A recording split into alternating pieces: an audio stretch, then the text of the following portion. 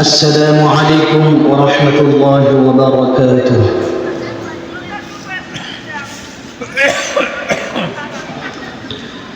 الحمد لله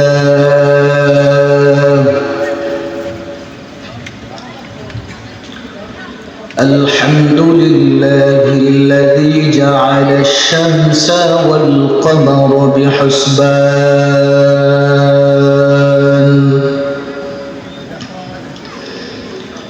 والنجم والشجر يسجدان وفضل زمانا على زمان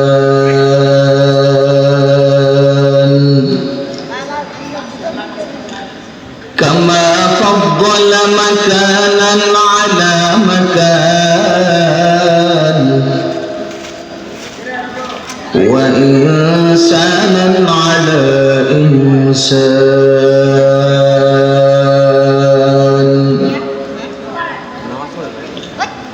ونشهد أن لا إله إلا الله وحده لا شريك له ونشهد أن سيدنا وسندنا وحبيبنا وحبيب ربنا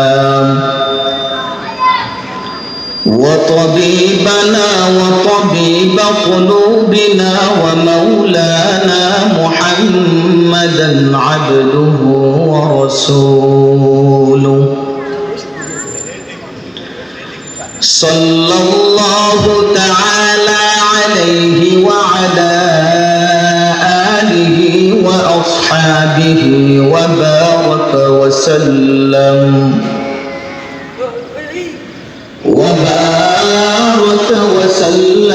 تسليما كثيرا كثيرا. أما بعد فأعوذ بالله من الشيطان الرجيم.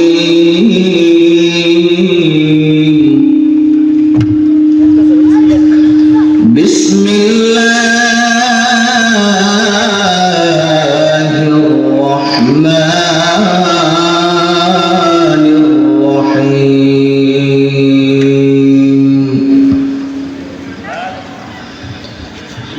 إن الله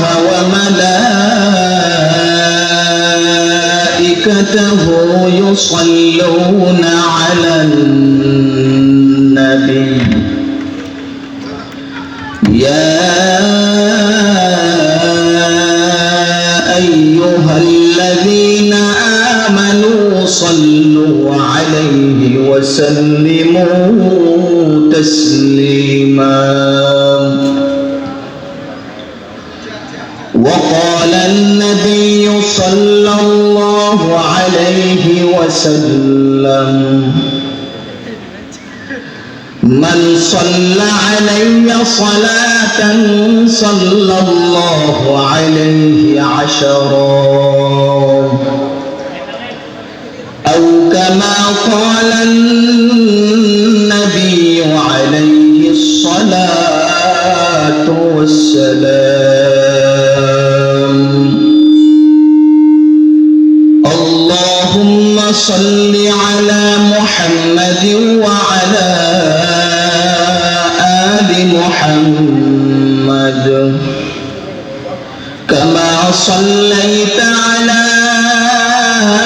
إبراهيم وعلى آل إبراهيم إنك حميد مجيد. اللهم بارك على محمد وعلى آل محمد. محمد كما صليت على إبراهيم وعلى آل إبراهيم إنك حميد مجيد. اللهم بارك على محمد وعلى آل محمد كما صليت على إبراهيم وعلى آل إبراهيم إنك حميد مجيد. اللهم بارك على محمد وعلى آل محمد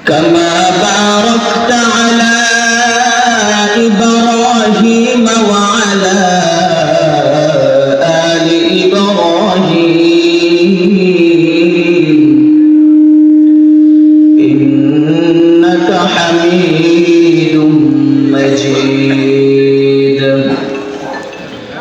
اللهم صل على روح محمد في الأرواح وعلى جسد محمد في الأجساد وعلى قلب محمد في القلوب وعلى قبر محمد في القبور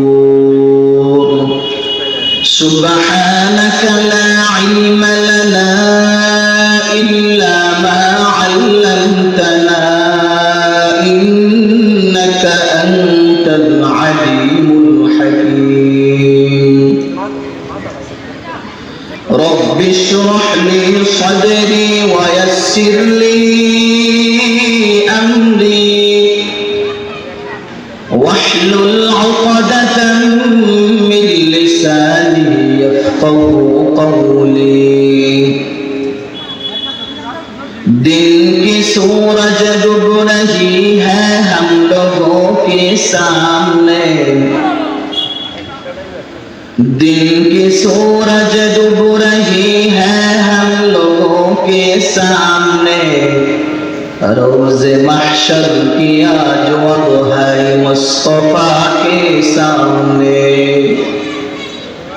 रोज़ महशर किया जो अब है मुस्तफा के सामने ला इलाहा इल्लल्लाह ला इलाहा इल्लल्लाह ला इलाहा इल्लल्लाह لا إله إلا الله বহু দূরে মদিনা আমরা কেমনে যাব জানি না দয়ার আল্লাহ দয়া করো দয়ার আল্লাহ দয়া করো মিঠাও মনের বাসনা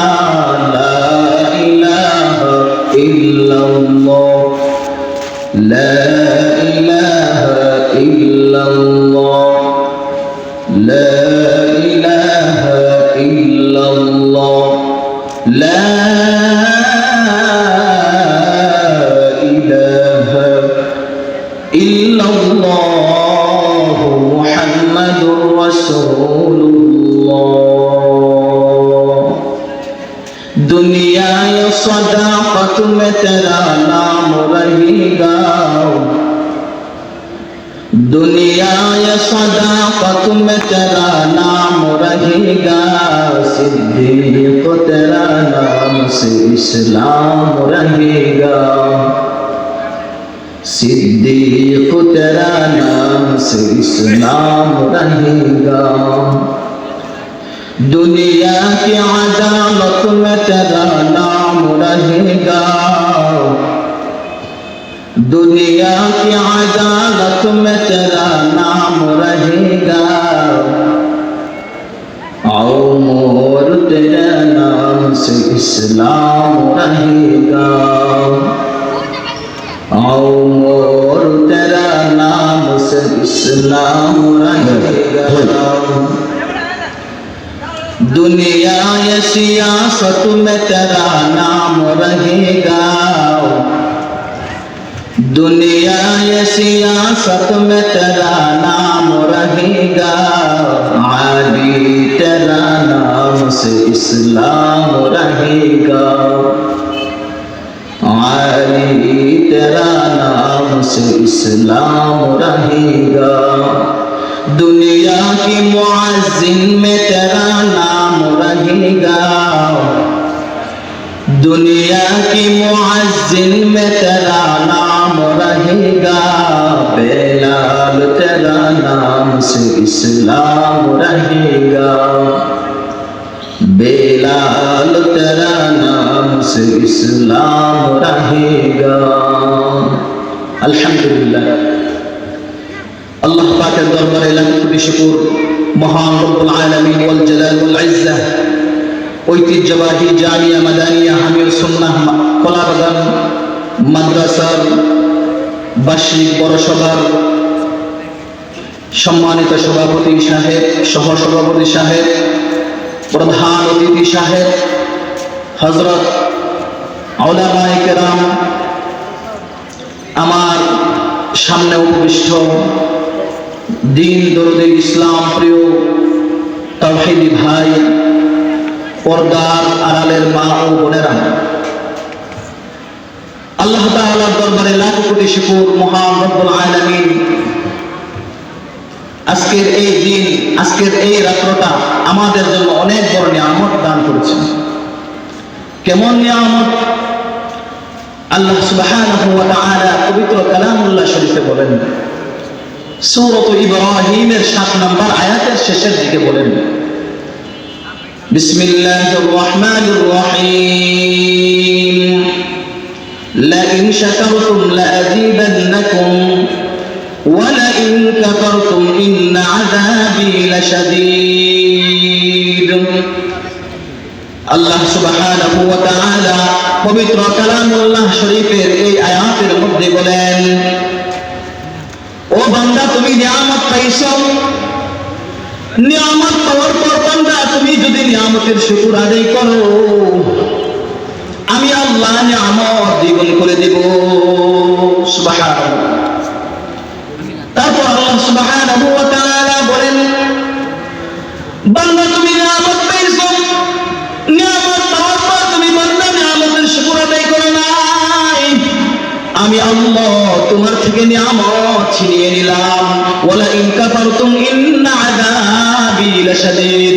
আল্লাহ সুবহানাহু ওয়া তাআলা পরে বলেন, ও বান্দা, প্রথমে তোমাকে নিয়ামত দিয়েছি, যদি তুমি নিয়ামতের শুকর আদায় করতে তাহলে আমি নিয়ামতকে দ্বিগুণ করে দিতাম। আর তুমি নিয়ামত যেহেতু আদায় করো নাই, নিয়ামতের শুকর আদায় করো নাই, এই জন্য তোমার থেকে নিয়ামত ছিনিয়ে নিলাম। ওয়ালা ইন কাফারতুম ইন্না আযাবী লাশাদীদ। ও বান্দা, তোমার জন্য কঠিন আযাবের ব্যবস্থা রেখেছি। তো এই আয়াত দ্বারা বোঝা যায় আজকের এই জান্নাতি পরিবেশ, যেখান থেকে দাওয়াতের কাজ, দাওয়াত পৌঁছানো হয়, যেহেতু এটা জান্নাতি পরিবেশ, জান্নাতি বাগান, এই বাগানটা আমাদের জন্য প্রতিদিন আসে না, প্রতিদিন হয় না, সপ্তাহে আসে না, মাসেও আমরা এই মজমা, এই জলসা পাই না, বছরে একটা মাহফিল পাই। এটা আমাদের অত্র অঞ্চলের জন্য এটা শুকরিয়ার বিষয়, ঠিক না বেঠিক? অবশ্যই শুকরিয়ার বিষয়। যদি এই শুকরিয়া জ্ঞাপন যদি না করি, আল্লাহ সুবহানাহু ওয়া তাআলা আমাদের থেকে নিয়ামত ছিনিয়ে নেবেন। তার পাশাপাশি কি করবেন? কঠিন আযাবের ব্যবস্থা রেখেছেন। শুধু আল্লাহ সুবহানাহু ওয়া তাআলার পাকড়াও ছোটভাবে হয় না, আল্লাহ সুবহানাহু ওয়া তাআলার পাকড়াও খুব ভয়ঙ্কর ভাবে হয়। কিভাবে হয়? আল্লাহ তাআলা ভয়ঙ্কর ভাবে কি করেন? পাকড়াও করেন। দেখেন নাই অল্প কিছুদিন আগে ভূমিকম্প দিয়েছেন? এটা কি এই তাম দুনিয়ার মধ্যে যতগুলো দুনিয়াবি বাদশা আছে, কোন বাদশার ক্ষমতা আছে যে সে একটা বিল্ডিং বানাবে? এরকম কারো ক্ষমতা আছে? নাই, কারো ক্ষমতা নেই। আল্লাহ সুবহানাহু ওয়া তাআলা এই ভূমিকম্প কিসের জন্য দিয়েছেন? বান্দা যখন বান্দার গুনাহের মাত্রা যখন বেড়ে যায়, আল্লাহকে ভুলে যায়, আল্লাহ সুবহানাহু ওয়া তাআলা ওই সময় বান্দার উপর আযাব নাযিল করেন, গজব নাযিল করেন। দেখে বান্দা আমাকে, তারপরেও আমাকে ডাকে কিনা। তারপরেও দেখেছি কিছু মানুষ টকশোতে ছিল, কিছু মানুষ লাইভ করতেছিল, হ্যাঁ, তারা দেখলাম ওই মুহূর্তে যখন বিল্ডিং কাঁপা শুরু হয়ে গেছে, তাদের অবস্থা দেখলাম, তাদের জবান দিয়ে ওই টকশোর কথা বাদ দিয়ে, তাদের যে আলাপকারিতা ছিল সেইগুলো বাদ দিয়ে তারা লা ইলাহা ইল্লাল্লাহু মুহাম্মাদুর রাসূলুল্লাহ বলতে করতে শুরু করে দিয়েছে। এটাকে সাধারণ বিষয় মনে করেছেন? যদিও আমরা গুনাহ করি, গুনাহ করতে করতে যখন এই বান্দার কলব যখন একদম অন্ধকার হয়ে যায়, মরিচিকা পড়ে যায়,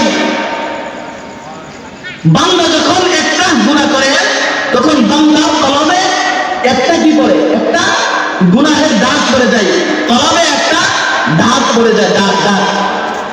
কেমন দাগ? এর আগে আমি বুঝাই। এখানে কাজ চলমান, এই যে এখানে লোহা যে জাতীয় জিনিসগুলো আছে, এগুলো যদি কিছুদিন এখানে পড়ে থাকে তাহলে এটা মরিচিকা পড়ে যাবে। মরিচিকা পড়বে কিনা, এই মরিচিকা পরিষ্কার করার জন্য যন্ত্র আছে কিনা? আছে। ঠিক তদ্রূপ আল্লাহ সুবহানাহু ওয়া তাআলা আমরা যখন কি করি, গুনাহের কাজ করি, গুনাহ যখন হয়ে যায় অন্তরের মধ্যে কালো দাগ পড়ে যায়। যখন একটা গুনাহ করব একটা দাগ পড়ে যায়, দুইটা করলে দুইটা দাগ পড়ে যায়, যত গুনাহ করব তত কি হয়ে যাবে, দাগ পড়তে থাকবে। এইভাবে যত গুনাহ করতে থাকবো তত বেশি ওই কলবের মধ্যে কি করতে থাকবে, দাগ পড়তে থাকবে, মরিচিকা পড়তে থাকবে। আর এই মরিচিকা পরিষ্কার করার জন্য, এই কলব পরিষ্কার করার জন্য অবশ্যই কি আছে, যন্ত্র আছে। সেই যন্ত্র কি?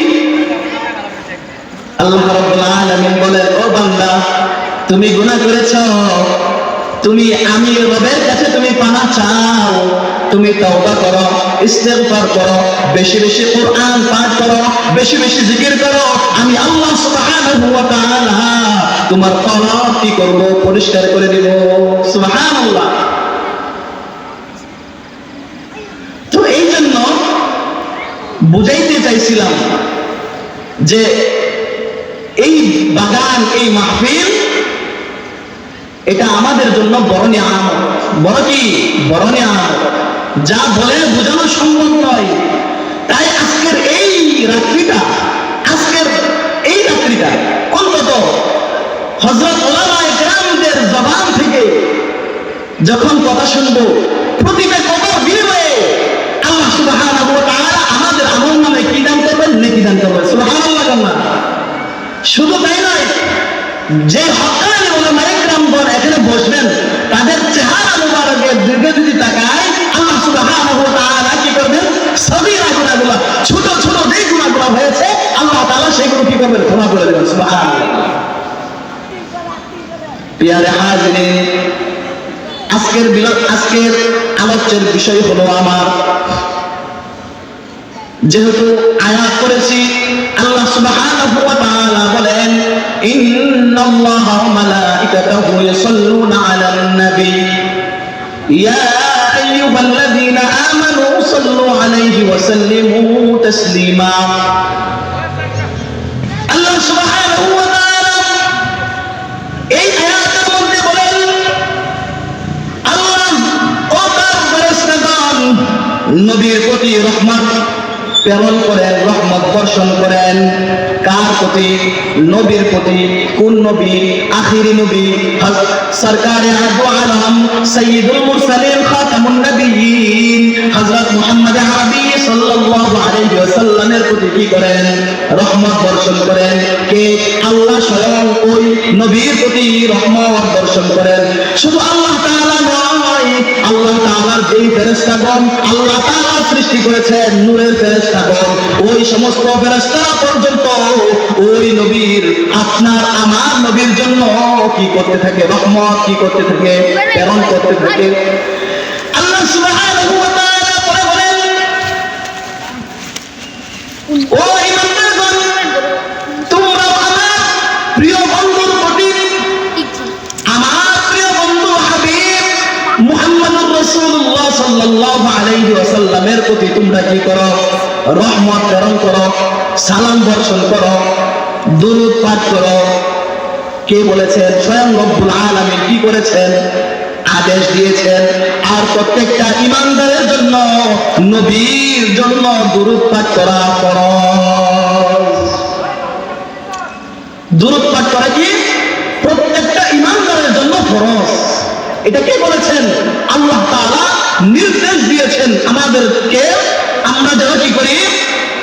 নবীর প্রতি কি করি? বেশি বেশি দুরূদ পাঠ করি, সালাম বেশি বেশি কি করতে পারি? প্রেরণ করতে পারি। এটা কার নির্দেশ? স্বয়ং রব্বুল আলামিন উনি নির্দেশ দিয়েছেন। শুধু তাই নয়, আল্লাহ সুবহানাহু ওয়া তাআলার প্রেরিত রাসূল মুহাম্মদ আরবী সাল্লাল্লাহু আলাইহি ওয়াসাল্লাম কি বলেছেন হাদিস শরীফের মধ্যে, সেটাও আমাদের জানার প্রয়োজন আছে। সেটা কি বলেছেন? আপনার আমার নবী মুহাম্মদুর রাসূলুল্লাহ সাল্লাল্লাহু আলাইহি ওয়াসাল্লাম বলেন, মান সাল্লা আলাইয়া সালাতান সাল্লাল্লাহু আলাইহি আশারা। আল্লাহ রাসূল সাল্লাল্লাহু আলাইহি ওয়াসাল্লাম এই হাদিস শরীফের মধ্যে বলেন, হে আমার উম্মতগণ, তোমরা যদি আমার উপর একবার কি করবা, তোমরা যদি আমার প্রতি একবার দরুদ পাঠ করবা, আল্লাহ সুবহানাহু ওয়া তাআলা এর বিনিময়ে তোমাদের প্রতি 10 বার রহমত বর্ষণ করেন। সুবহানাল্লাহ বলেন। একবার দরুদ পাঠ করলে কয়বার রহমত নাযিল করেন? 10 বার রহমত নাযিল করেন। কে?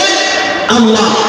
আমরা কার উপর কি করব? দরুদ নাযিল করব, দরুদ পাঠাবো, দরুদ পাঠ করব কার প্রতি? রাসূলুল্লাহ সাল্লাল্লাহু আলাইহি ওয়াসাল্লামের প্রতি দরুদ পাঠ করব। আর একবার দরুদ পাঠ করলে 10 বার রহমত কি করেন? আল্লাহ তাআলা নাযিল করেন, রহমত বর্ষণ করেন। যে ব্যক্তি একবার পাঠ করবে 10 বার কি করেন? রহমত বর্ষণ করেন। শুধু তাই নয়, রাসূলুল্লাহ সাল্লাল্লাহু আলাইহি ওয়াসাল্লাম অপর আরেক হাদিসে বলেন, ওই হাদিস শরীফের মধ্যে বলেন, ও উম্মতগণ, তোমরা যদি আমার প্রতি একবার দরুদ পাঠ করো, আল্লাহ সুবহানাহু ওয়া তাআলা তোমাদের জন্য তোমাদের প্রতি 70 বার রহমত বর্ষণ করেন। সুবহানাল্লাহ, জোরে বলেন সুবহানাল্লাহ। সুবহানাল্লাহ কোয়ার ফজিলত কি জানা আছে আমাদের? একবার সুবহানাল্লাহ পাঠ করলে আসমান থেকে জমিন পর্যন্ত যে খালি জায়গাটা আছে, যে ফাঁকা জায়গাটা আছে, সেই ফাঁকা জায়গাটা রহমত দ্বারা বর্ষণ করেন, ভরপুর করে দেন। আল্লাহ সুবহানাহু ওয়া তাআলা শুধু রহমত বর্ষণ করেন না, একবার সুবহানাল্লাহ বলার দ্বারা আল্লাহ সুবহানাহু ওয়া তাআলা আপনার একটা গুনাহ কি করে দেন? মোচন করে দেন। শুধু তাই নয়, আল্লাহ সুবহানাহু ওয়া তাআলা একবার সুবহানাল্লাহ বলার দ্বারা আপনার জন্য জান্নাতে খেজুর গাছ কি করেন? রোপণ করেন। সুবহানাল্লাহ, সুবহানাল্লাহ। এখন বলার প্রয়োজন আছে না নাই? কথা বলেন, আছে না নাই? অবশ্যই আছে। সুবহানাল্লাহ পাঠ করবো তো ইনশাআল্লাহ। যত বেশি পাঠ করবো তত বেশি লাভ। সারা জীবন আমরা তো বয়ান শুনছি, বলবেন যে এই সমস্ত কথা তো শুনি, শুনলে লাভ নাই, আমলের নিয়তে শুনতে হবে। আমি যে বলতেছি, আল্লাহ পাক যেন সর্বপ্রথম আমাকে আমল করার তৌফিক দান করেন। আমিন। এখন আমি আপনাদেরকে নসিহত করতেছি দুরুদের বিষয়। এখন যদি আমি বেশি বেশি দুরুদ পাঠ না করি, সুবহানাল্লাহ বেশি বেশি যদি আমি না বলি, আপনাদেরকে যে নসিহত করলাম, হ্যাঁ, এর জন্য আল্লাহ সুবহানাহু ওয়া তাআলা কিয়ামতের ময়দানে আমাকে কাঠ ধরে দাঁড় করাবেন। কিসের জন্য দাঁড় করাবেন? যখন দাঁড় করাবে, আপনিও যদি পাকড়াও হয়ে যান, পাকড়াও হয়ে যাওয়ার পর আপনি যেই গাড়ির মাঝে হবেন, আমি সেই গাড়ির মাঝে হব। আপনি বলবেন, হুজুর আপনি তো আমাদেরকে আমল করার জন্য তাকিদ দিয়েছিলেন, আমাদেরকে নির্দেশ দিয়েছিলেন, আপনি আজকে এখানে কেন? তখন আমি বলতে বাধ্য হব যে আমি আপনাদেরকে নির্দেশ দিয়েছিলাম কি করার জন্য? আমল করার জন্য যেহেতু আপনাদেরকে নির্দেশ দিয়েছিলাম, আমি দুনিয়াতে শুধু আপনাদেরকে নির্দেশ দিয়েছি, কিন্তু আমি আমল করি নাই, যার কারণে আল্লাহ সুবহানাহু ওয়া তাআলা আজকে আমাকে পাকড়াও করেছে। বয়ান করনা আসান হ্যায়, উস পর আমল করনা দুশওয়ার হ্যায়। আমল করা বয়ান করা সহজ, বয়ান করা কি সহজ, তার উপর আমল করা অনেক বড় কঠিনের বিষয়। এই জন্য আল্লাহ সুবহানাহু ওয়া তাআলা আমাকে আগে আমল করার তৌফিক দান করেন, আমিন। তারপর আপনার এই জন্য আজকের যে বিষয় ভিত্তিক আলোচনা করতেছি ওইটা হলো দুরূদ শরীফের ফজিলত সম্পর্কে আলোচনা। দুরূদ শরীফ আমরা পাঠ করি, এই দুরূদের ফজিলত আমরা জানি না, আর এই দুরূদ পাঠ করা কার নির্দেশ সেটাও আমরা কি করি না, জানি না। ঠিকই কিন্তু আমরা প্রতি নামাজে দুরূদ পাঠ করতেছি, জবান থেকে হঠাৎ হঠাৎ বের হয়ে যাচ্ছে, কিন্তু নিজ আগ্রহে আমলের জন্য দুরূদ পাঠ করি না। যারা পাঠ করেন তো আলহামদুলিল্লাহ, আলহামদুলিল্লাহ জানার পর আলহামদুলিল্লাহ বলার পরও কিন্তু তারা ফজিলত জানে না যে একবার দুরূদ শরীফ পাঠ করতেছি, এর বিনিময়ে আল্লাহ তাআলা আমাকে কি দিবেন। দুনিয়াতে যদি কোনো মানুষ একজনের অধীনে আরেকজন যদি কাজ করে তাহলে অবশ্যই কিছু পাওয়ার আশায় কি করে কাজ করে, যদি কিছু না পায় তাহলে সেই ব্যক্তিটা কি করবে না, কাজ করবে না। পিয়ারে হাজিরিন, আমরা যেহেতু আমরা দুরূদ পাঠ করতেছি, এর বিনিময় অবশ্যই আমাদের প্রয়োজন আছে না নাই, অবশ্যই আছে। এর বিনিময় কে দান করবেন? স্বয়ং রব্বুল আলামিন কি করবেন, দান করবেন। সুবহানাল্লাহ। সর্বোপরি কথা হলো এই দুরূদ শরীফ পাঠ করার নির্দেশ স্বয়ং কে দিয়েছেন? আল্লাহ। আল্লাহ কে দিয়েছেন? যিনি আমাকে আপনাকে সবাইকে কি করেছেন, সৃষ্টি করেছেন, সবাইকে কি করেছেন, নির্দেশ দিয়েছেন। তবে ঈমানদারদেরকে আল্লাহ তাআলা কি করেছেন, নির্দেশ দিয়েছেন। যারা ঈমানদার তারাই কি করবে, বেশি বেশি দুরূদ পাঠ করবে। এখন আমরা ঈমানদারদের কাতারে নাম লেখাইতে চাই তো ইনশাআল্লাহ। আল্লাহ তাআলা আমাদেরকে কবুল করুন, আমিন। প্রিয় হাজিরিন, আল্লাহ রাসূল সাল্লাল্লাহু আলাইহি ওয়াসাল্লাম এক হাদিসে বলতেছিলেন, ও সাহাবায়ে কেরাম, তোমরা ভালো করে শুনে নাও, শুধু শুনলেই হবে না, তোমাদের এর উপর আমল করতে হবে। কারণ আমি নির্দেশ দিতেছি তোমাদেরকে, তোমরা কি করবা, বেশি বেশি আমার উপর কি করবা, বেশি বেশি দুরূদ পাঠ করবা।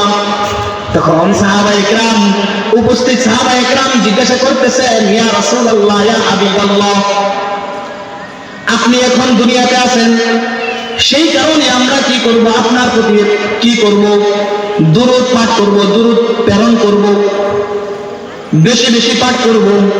কিন্তু আপনি যখন দুনিয়া থেকে চলে যাবেন তখন কার উপর দুরূদ পাঠ করব, কার উপর দুরূদ প্রেরণ করব, কার প্রতি দুরূদ প্রেরণ করব?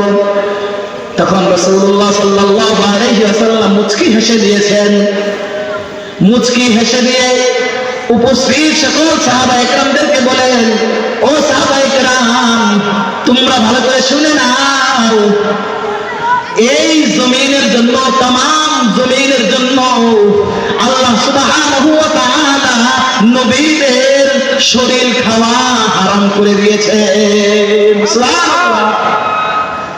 तमाम দুনিয়ার যত মাটি আছে সমস্ত মাটিকে আল্লাহ তাআলা কি করেছেন, নিষেধ করেছেন, হারাম করেছেন, যেন যারা নবী আছে তাদের শরীর পোকামাকড় মাটি যেন কি করতে না পারে, না খাইতে পারে। আল্লাহ তাআলা হারাম করে দিয়েছেন, মাটিকে হারাম করেছেন। তাহলে এখন বুঝা যায় রাসূলুল্লাহ সাল্লাল্লাহু আলাইহি ওয়াসাল্লাম এখনো কি আছেন, অক্ষত অবস্থায় সোনার মদিনায় এখনো কি আছেন, শুয়ে আছেন।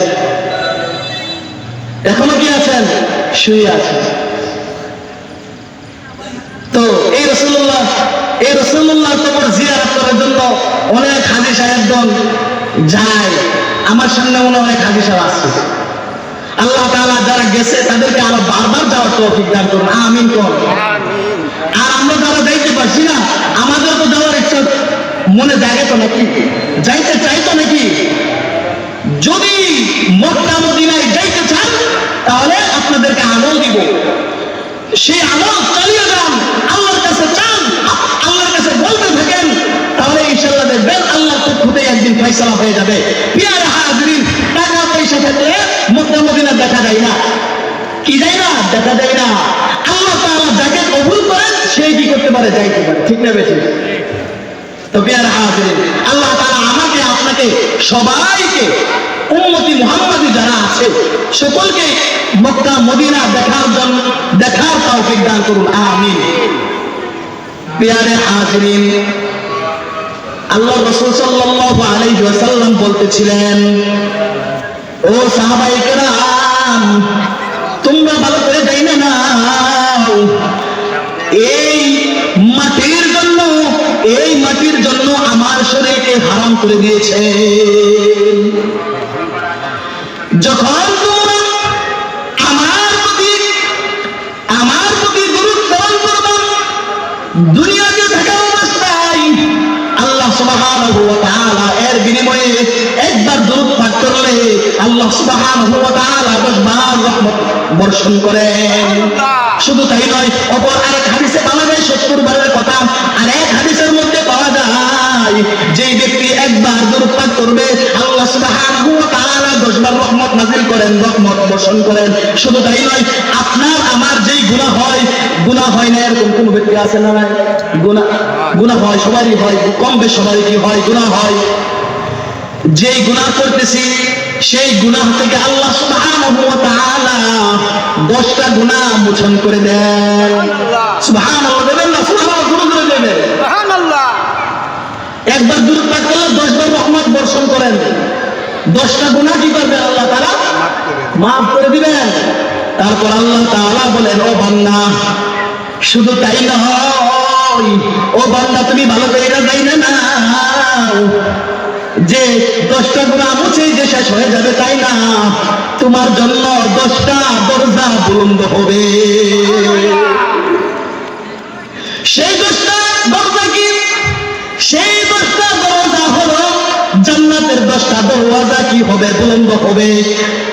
আরেক হাদিসের মধ্যে পাওয়া যায় 10টা মর্যাদা আপনার আমার কি করবেন? বুলন্দ করে দিবেন। সুবহানাল্লাহ। দুরূদ শরীফ পড়া কি আহামরি কোনো কাজ নাকি? কথা বলেন। আহামরি কোনো কাজ না, কোনো কষ্টের বিষয় না। যদিও দুরূদ শরীফ আমরা নামাজে পাঠ করতেছি, এর বিনিময়ে আল্লাহ সুবহানাহু ওয়া তাআলা থেকে আমরা পাবো। বাকি সময়টা আমরা কিভাবে কাটাই? বাকি সময়ে আমাদের দুরূদ পাঠ করা প্রয়োজন আছে না নাই? কথা বলেন। যখন আপনি আমি ব্যবসায়ের কাজ করব, যখন কাজ করব, রাজের কাজ করব, যখন কাঠমিস্ত্রির কাজ করব, তখন দুরূদ শরীফ পাঠ করা যাবে কিনা? কথা বলেন। পাঠ করা যায় কিনা? কথা বলেন। অবশ্যই পাঠ করা যায়। তখন যদি আমি দুরূদ শরীফ পাঠ করে যদি ওই কাজ করে আল্লাহ তাআলা কি করবেন? সহজ করে দিবেন। সুবহানাল্লাহ। শুধু তাই নয়, আমি এখন দোকানদারি করতেছি, ওই দোকানের ফাঁকে আমি যদি রাসূল করিম সাল্লাল্লাহু আলাইহি ওয়াসাল্লামের জন্য একবার দুরূদ পাঠ করি, আল্লাহ তাআলা 10 বার রহমত বর্ষণ করেন, 10টি গুনাহ মুছে দিবেন, 10টি মর্যাদা আপনাকে উচ্চ করে দিবেন। সুবহানাল্লাহ। শুধু তাই নয়, আল্লাহ সুবহানাহু ওয়া তাআলা আপনার ব্যবসার মধ্যে আল্লাহ তাআলা এত বরকত দিবেন আপনি কল্পনাও করতে পারবেন না। সুবহানাল্লাহ। সুবহানাল্লাহ। সুবহানাল্লাহ। প্রত্যেকটা কাজের মধ্যে কি করতে হবে? দুরূদ পাঠ করতে হবে। যেখানে দুরূদ থাকবে সেখানে আল্লাহর রহমত থাকবে। সেখানে কি থাকবে? আল্লাহর রহমত থাকবে। আল্লাহর রহমত প্রয়োজন আছে না? এই কথা বলেন। ও প্রিয় হাজিরিন, আপনারা যারা আছেন, যদি আল্লাহর রহমত যদি আমার প্রতি আপনার প্রতি যদি না থাকতো তাহলে আমরা এখানে এসে বসতে পারতাম না। আল্লাহর রহমতের কারণে আমরা কি করতে পেরেছি? এখানে বসার সুযোগ হয়েছে। এখানে কি শরীরে শক্তিতে এসেছে নাকি? আল্লাহর রহমত কি করেছেন? আল্লাহর রহমত করার কারণে আমরা এখানে বসেছি। তো এখন বলেন, আপনারা যারা আগে আসছেন এখানে বসছেন, আপনারা ফজিলতপূর্ণ হয়েছেন নাকি যারা দোকানপাটে ঘোরাফেরা করতেছে, চায়ের দোকানে বসে আড্ডা দিতেছে, এদিক সেদিক ঘোরাফেরা করতেছে, তারা ফজিলতপূর্ণ হয়েছে? কথা বলেন। আপনারা হয়েছেন। কেমন ফজিলতপূর্ণ হয়েছেন সেটা জানার প্রয়োজন আছে না? কথা বলেন। আছে অবশ্যই। খাফাতহুমুল মালাইকা। এই জান্নাতি পরিবেশ কেমন এক জান্নাতি পরিবেশ, শুধু আমরা উলামায়ে কেরাম শুধু খালি বলেই থাকি, আসলে এটা জান্নাতি একটা পরিবেশ। এই পরিবেশ আল্লাহ সুবহানাহু ওয়া তাআলার সৃষ্টি, নূরের সৃষ্টিকৃত ফেরেশতারা এই জান্নাতি পরিবেশকে কি করে রেখেছেন? আল্লাহ তাআলা কি করেছেন? ফেরেশতার মাধ্যমে কি করেছেন? ঘিরে রেখেছেন। সুবহানাল্লাহ। কেমন ভাবে ঘিরে রেখেছেন? এই জমিন থেকে আসমান পর্যন্ত আল্লাহ সুবহানাহু ওয়া তাআলা ফেরেশতার মাধ্যমে কি করেছেন? এই জান্নাতি বাগানটাকে বেষ্টন করে রেখেছেন। সুবহানাল্লাহ। তো আমরা এখন বর্তমান বলবেন যে মাদ্রাসার মাঠে বসে আছি, ঠিক আছে, কিন্তু এখন আমাদেরকে পাহারাদারি কে করতেছেন? আল্লাহ তাআলা। ফেরেশতাগণ আমাদেরকে কি করতেছেন? পাহারাদারি করতেছেন, আমাদেরকে বেষ্টন করে রেখেছেন। শুধু তাই নয়, আল্লাহ তাআলা নূরের তৈরিকৃত ফেরেশতারা যে কথাগুলো বলাইতেছেন আল্লাহ তাআলা সেইগুলো কি করতেছেন? ফেরেশতারা কি করতেছেন? লিপিবদ্ধ করতেছেন। শুধু তাই নয়, এটা ভিডিও হয়ে যাইতেছে। কাল হাসরের ময়দানে এটা আবার দেখানো হবে। যদি আমল নিয়ে যদি কবরে যাইতে পারি তাহলে কি হবে? আমাদের রাস্তা কি হয়ে যাবে? সহজ হয়ে যাবে। কারণ অনেক রাস্তা, অনেক ধাপ বাকি। আমরা তো এখন মনে করি দুনিয়ার মধ্যে আসার পর যেইভাবে আমরা চলাফেরা করতেছি, দুনিয়া এত সুন্দর সাজাইতেছি, মনে করতেছি এটাই আমাদের চিরস্থায়ী জায়গা। না না না, চিরস্থায়ী জায়গা হলো আমার কবর, আমার আখিরাত। সেই জিন্দেগি কখন থেকে শুরু হবে? সেই জিন্দেগি শুরু হবে কবর থেকে শুরু হবে। যখন আমি আপনি যখন কবরে চলে যাব, ওই কবরে যাওয়ার পর আমাদের নতুন জীবন শুরু হবে, নতুন জিন্দেগি শুরু হবে।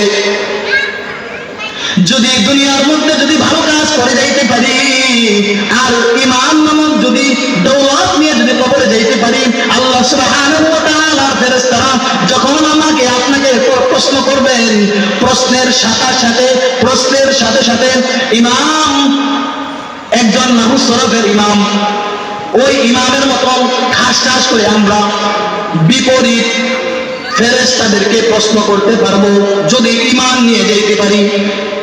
কেমন প্রশ্ন? ফেরেশতারা যখন আমাকে আপনাকে প্রশ্ন করবে, মান রাব্বুকা মান দীনুকা মান নাবিয়ুকা, যখন প্রশ্ন করবেন তখন সাথে আমি আপনি যদি ঈমান নিয়ে যদি কবরে যাইতে পারি, তাহলে সাথে ফেরেশতাদেরকে আমরা উল্টা প্রশ্ন করতে পারবো। কেমন? যখন ফেরেশতারা প্রশ্ন করবে মান রাব্বুকা, তখন আমি আপনি তখন প্রশ্ন করব মান রাব্বুকুমা। আমাদেরকে প্রশ্ন করবে যে বলবে মান রাব্বুকা, কি রাব্বুকা? মান রাব্বুকা, তোমার রব কে? ফেরেশতারা আমাদেরকে প্রশ্ন করবে মান রাব্বুকা, তোমাদের রব কে? তখন আমরা ফেরেশতাদেরকে আর উল্টা প্রশ্ন করব, আপনার রব কে? সুবহানাল্লাহ। তখন কি বলবো? মান রাব্বুকুমা, তোমার রব কে? তারপর আবার যখন জিজ্ঞাসা করবে ফেরেশতারা মান দীনুকা, তোমার দিন কি? তখন আমি আপনি আপনার আমার জবান থেকে তখন বের হয়ে যাবে মান দীনুকুমা। আচ্ছা, আমরা জিকির করতে থাকি লা ইলাহা ইল্লাল্লাহ, লা ইলাহা ইল্লাল্লাহ। সকলে মুহাব্বতের সাথে জিকির করি লা ইলাহা ইল্লাল্লাহ, লা ইলাহা ইল্লাল্লাহ। আওয়াজ দিয়ে জিকির করি, জিকির করলেই লাভ।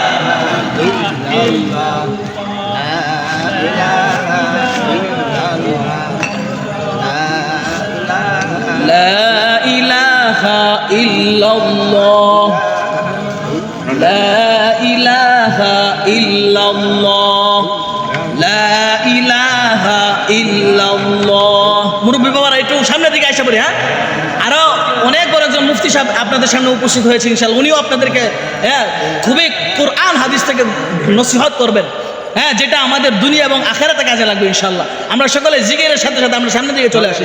লা ইলাহা ইল্লাল্লাহ, লা ইলাহা ইল্লাল্লাহ, লা ইলাহা ইল্লাল্লাহ, লা ইলাহা ইল্লাল্লাহ।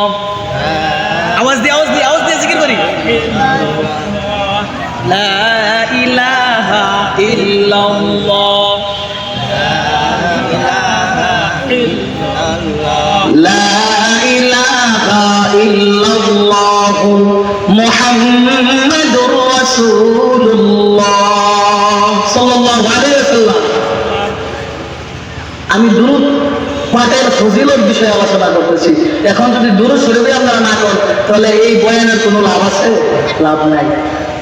যখনই আপনার আমার নবীর নাম শুনবো, এর আগে আমি আপনাদেরকে প্রশ্ন করব, আমাদের নবীর নাম কি? আওয়াজ দিয়ে বলতে হবে, আমাদের নবীর নাম কি? জবান দিয়ে জোরে জোরে বলতে হবে। এই নবীর নাম বলা ছাড়া ওমরের যুগ কি হবে না, পার হবে না, ফুল সিরাত পার হতে পারবো না। নবী আমার জন্য আপনার জন্য সুপারিশ করবেন না যদি সেই নবীর জন্য যদি আমরা দুরূদ পাঠ না করি। তো প্রিয়ারে হাজিরিন, বলতেছিলাম মান রব্বুকুমা মান দীনুকুমা, এইটা বলেই আমি শেষ করবো ইনশাআল্লাহ। মান দীনুকুমা, যখন ফেরেশতারা আমাকে আপনাকে যখন প্রশ্ন করবে মান দীনুকুমা, তোমার দিন কি, তখন যদি আপনি আমি যদি ঈমান নামক দৌলত নিয়ে কবরে যাইতে পারি তাহলে ওই সময় ফেরেশতাকে উত্তর দিতে পারবো মান দীনুকুমা, তোমার দিন কি। ফেরেশতারা আমাকে প্রশ্ন করছে মান দীনুকুমা, মান দীনুকা, তোমার কি, তোমার দিন কি। তখন আমরা আরো কি করবো, উল্টা প্রশ্ন করবো কাদেরকে? ফেরেশতাদেরকে প্রশ্ন করবো যে আপনার দিন কি। তখন শুধু তাই নয়, যখন মান নবিয়্যুকা, যখন আমাকে আপনাকে প্রশ্ন করবে তোমার নবীকে মান নবিয়্যুকা, তখন যদি ঈমান নামক দৌলত নিয়ে যদি কবরে যাইতে পারি তখন ফেরেশতাদেরকে এইভাবে যুবকের মতো দাঁড়িয়ে, ওমর রাদিয়াল্লাহু তাআলা আনহুর মতন দাঁড়িয়ে, তখন আমরা কি করতে পারবো? ফেরেশতাদেরকে প্রশ্ন করতে পারবো, ও ফেরেশতারা মান নবিয়্যুকুমা, তোমার নবী কি, তোমার নবীকে। এইভাবে যখন প্রশ্ন করব তখন ফেরেশতারা তখন আর আমাকে প্রশ্ন করার সাহস হবে না। তখন আল্লাহর দরবারে চলে যাবে, ওগো আল্লাহ, আপনি কার কাছে পাঠাইছেন, কাকে সওয়াল জবাব করার জন্য পাঠাইছেন, সে তো আমাকে উল্টা প্রশ্ন করে। এখন বলেন ইমানের দাম আছে না নাই? কথা বলেন, ইমানের দাম আছে তো?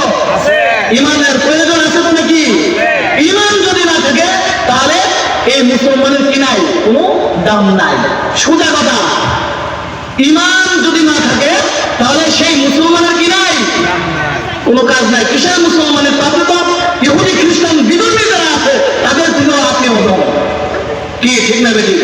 তো বলতেছিলাম আরেকটু কথা বলে শেষ করে দিই। হুজুর চলে আসছে, হ্যাঁ, অনেক দূর থেকে আসছেন। আমি তো আপনাদের ছেলে, আপনাদের নাতি, হ্যাঁ, আমি তো এলাকারই। হুজুর অনেক দূর থেকে আসছেন, হুজুরের থেকে কথা শুনবেন ইনশাআল্লাহ অনেক ভালো লাগবে। আরেকটু কথা, আরেকটু আমল। তো বলতেছিলাম দুরূদ শরীফের ফজিলত বিষয়ে।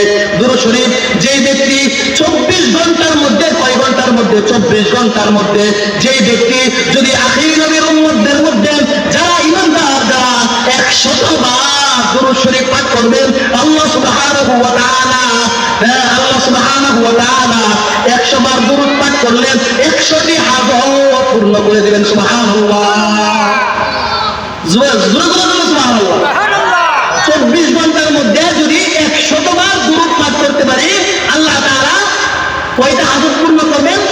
100 হাজত পূর্ণ করবেন। কোন হাদিস বানায় হাদিস কইতেছি না, হাদিস বানায় কইতেছি না। সিয়াসিতার যে কিতাবগুলো আছে এগুলোর মধ্যে ঘাটাঘাটি করলে এই সমস্ত ফজিলতের বিষয়গুলো পাওয়া যায়। তো প্রিয়ারে হাজিরিন, আমাদের হাজত আছে না নাই? কথা বলেন, আছে না নাই? আমি আলেম বলে আমার হাজত নাই নাকি? এরকম নাকি? না, আমারও হাজত আছে, আপনাদেরও হাজত আছে। আল্লাহ সুবহানাহু ওয়া তাআলা যেহেতু বলেছেন 100 বার দুরূদ পাঠ করলে আল্লাহ সুবহানাহু ওয়া তাআলা 100 হাজত পূর্ণ করে দিবেন। তার মধ্যে আল্লাহ সুবহানাহু ওয়া তাআলা হাজতের বিষয় 70টি আখিরাতের জন্য রেখেছেন আর 30টি দুনিয়ার জন্য রেখেছেন। সুবহানাল্লাহ, সুবহানাল্লাহ। ফজিলত সম্পর্কে অনেক লম্বা সময় নিয়ে বসেছিলাম, সময় নিয়ে বলতে অনেক লম্বা আলোচনা নিয়ে বসেছিলাম, সময় স্বল্প, যার কারণে আজকে আমরা অল্প কয়েকটা কথা বলছি। যদি কোনো ভুল ভ্রান্তি হয়ে যায় তাহলে ক্ষমার দৃষ্টিতে দেখবেন। আমি আপনাদের ছেলে, আমি আপনাদের নাতি, আপনাদের ভাতিজা। এখানে বসার যোগ্যতা নাই। আমার আসাতিজা একরাম, অত্র মাদ্রাসার মুহতামিম সাহেব দামাত বারাকাতুহুম, নাজিমে তালিম দামাত বারাকাতুহুম সহ আরো ওলামায়ে কেরাম আছেন, সকলের আদেশ পালন করার জন্য আমি আপনাদের সামনে বসেছি। এই জন্য সকলে আন্তরিকভাবে আমাকে কি করবেন, ক্ষমার দৃষ্টিতে দেখবেন। আল্লাহ তাআলা যদি অন্য সময় যদি সুযোগ দেন, তাহলে ইনশাআল্লাহ এই দুরূদ শরীফের ফজিলত সম্পর্কে ইনশাআল্লাহ আলোচনা আপনাদেরকে ইনশাআল্লাহ শোনাবো ইনশাআল্লাহ। এই দুরূদ পাঠ করলে যে কি লাভ, এটা যেই ব্যক্তি দুরূদ পাঠ করে সেই বুঝে। এর ফলাফল আমি নিজে পাইছি। আপনাদের কথা বাদ দেই, যে আপনাদের সামনে যে আমি কথাগুলো বলতেছি এমনি না, আগে আমল করছি, আমল করার পর আমি এটার উপকার পেয়েছি, যার কারণে আমি আপনাদেরকে কি করতেছি, আমল করার উপদেশ দিচ্ছি। আল্লাহ তাআলা আমাদেরকে বেশি বেশি দুরূদ পাঠ করার তৌফিক দান করুন। আমিন। ওয়া আখিরু দাওয়ানা আলহামদুলিল্লাহি রাব্বিল আলামিন।